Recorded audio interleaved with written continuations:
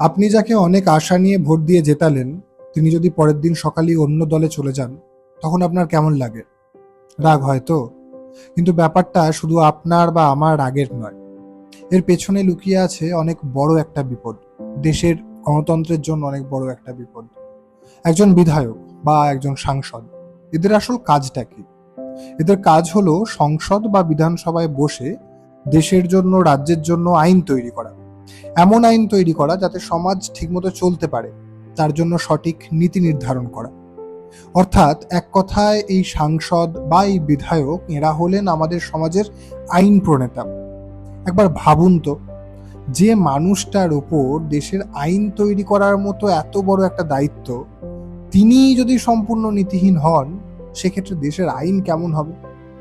ভোটের আগে এক কথা, আর জেতার পরই স্রেফ ক্ষমতার লোভে বা টাকার লোভে বা নিজের পিঠ বাঁচাতে যে নেতা নিজের আদর্শকে বিক্রি করে দেয়, তার হাতে দেশের ভবিষ্যৎ, দেশের গণতন্ত্র কতটা সুরক্ষিত?